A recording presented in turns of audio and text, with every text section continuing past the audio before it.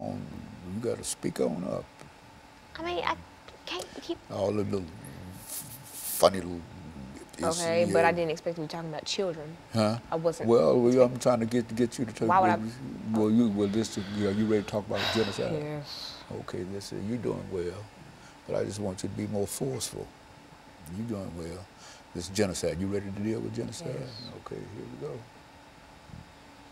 It's 10 minutes. Okay.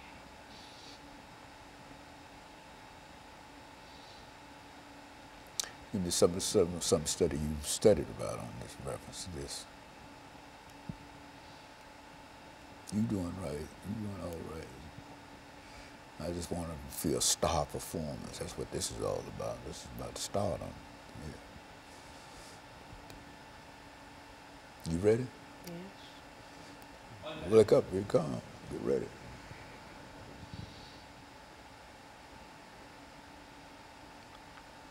We got 9 minutes and 50 seconds.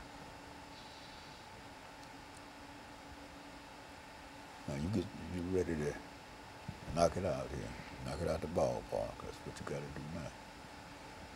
Here we go.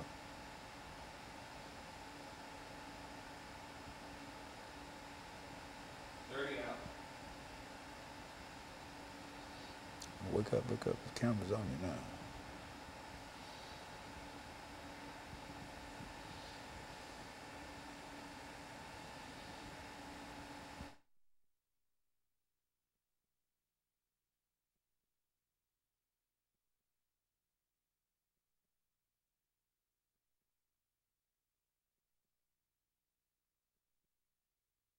Thank you and welcome back to the final segment of the show for today. We're talking to Alana McLaughlin, and she's giving us some information in reference to world inhumanities and genocide. And of course, Alana, let us doing this final segment think in terms of genocide. I think that you have information in reference to that, and I think that in order to deal with inhumanities, we're talking about something that is terminal, which is to say there's one thing to fight one another and to have wars and etc. But genocide is a little different because the purpose of genocide is what? The complete eradication, I think, as you've mentioned, of a race. Let's talk about it from that perspective. Let's deal with genocide at this particular time. Well, if you're just tuning in previous segments, I talked about what the difference between world inhumanities and genocide was. Genocide, like you said, is the eradication of an entire race by mass killing. For instance, the Rwandan genocide. If you're unfamiliar with the Rwandan genocide genocide was when the Hutu government in Rwanda wanted to kill off the Tutsis and ended up killing from 100,000 to about 1 million Tutsis. And there's a whole movie about it, which is Hotel Rwanda, which was a very popular movie, and that's how I found out about it. The biggest core difference between genocide and world inhumanities is basically perception, because not all the times that bad things happen can you actually ask the perpetrator, hey, why'd you do this? So if it looks like genocide, we're going to classify it as genocide, and if it doesn't, then it's just a world inhumanity. And I don't want to say just to kind of make it seem smaller than it is. It's still a great issue in the United States, and world inhumanities are way more frequent than genocide. Like I mentioned in the last segment, bullying is a world inhumanity, and you may not think it is because it's not great scale or all that, but it still is because it's teasing, taunting one another, hurting each other, and that's a world inhumanity. Another very famous form of genocide was in April 1992 in Bosnia, the Bosniak and Croatian genocide, where the Yugoslav army and Bosnian forces started to kill Bosniaks, which were Bosnian Muslims, and Croatian civilians.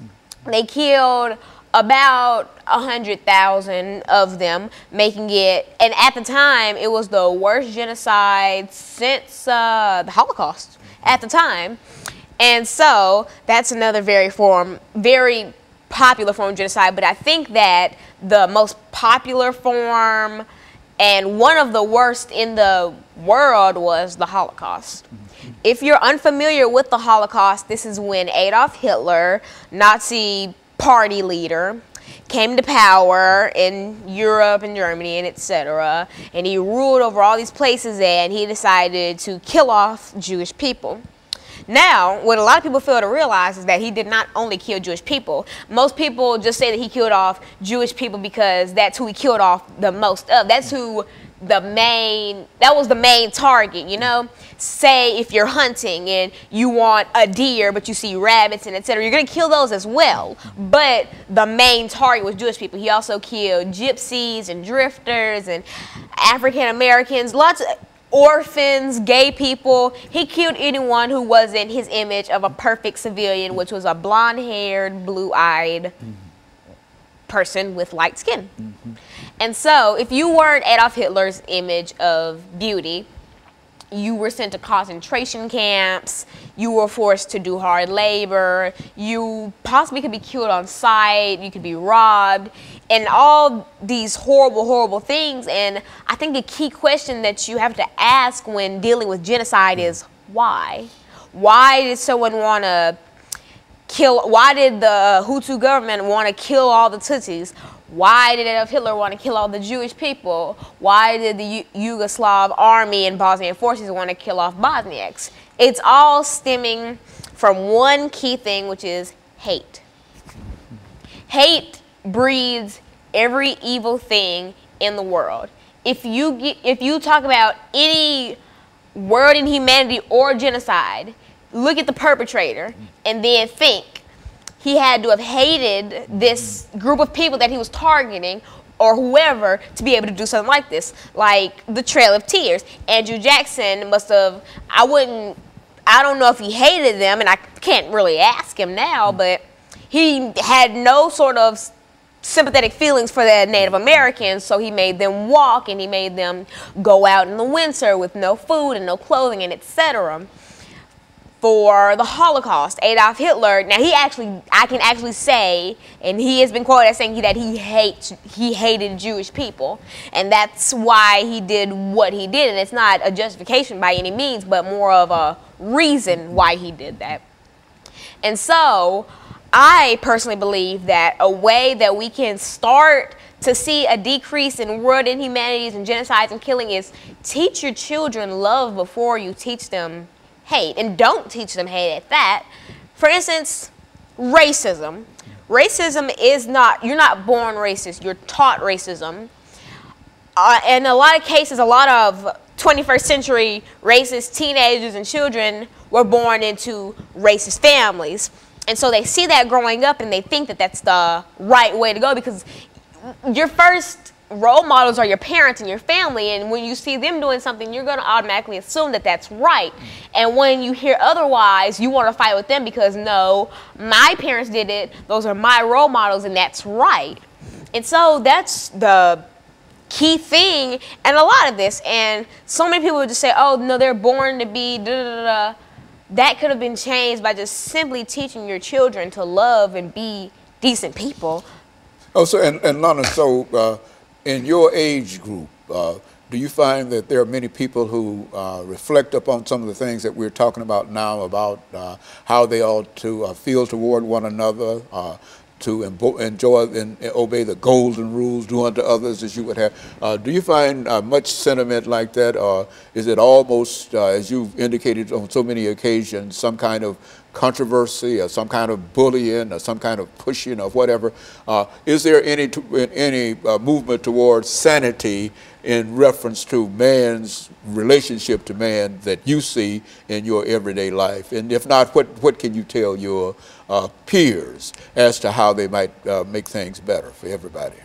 Speaking about my age group, sanity is a taboo. It is common that you see people laughing at other people's failures, at other people's mishaps, and that's what's become of social media. You can get on any teenager's social media page, you'll find some video of like someone falling over or somebody like getting hit with a ball or something, and see a million people laughing about it. Like, people's mishaps are hilarious to people, and I've been falling victim to this sometimes. Like, I saw this video of this kid getting hit with a ball. But anyway, it's just, being nice people is just, it's so rare, and sometimes it even astounds me, because I can laugh at, like, say a kid falling over. Like, if he doesn't get really injured, like, I can laugh at that.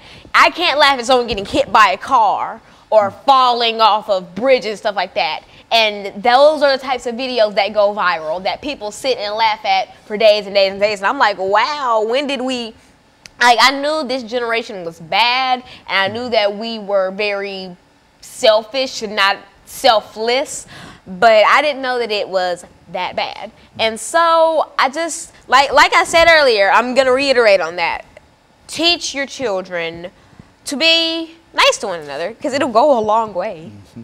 And so, Alana, over the last minute that we have here, let me thank you for coming by with that very, very important information, because I think it gave us an opportunity to hear a perspective from a person who has been involved with a number of things and who really know quite a bit about what is going on among your peers. And so I think that that's quite helpful to us, and it's also encouraging when we can find that there are persons who are willing to think in terms of the greater good, and they are willing to go out and preach. And I think that that's one of the things that people can say about you in reference to your appearance on this show, is that you often come as a good role model. And I've heard people say in many instances dealing with you in reference to that. And I want to thank you for that.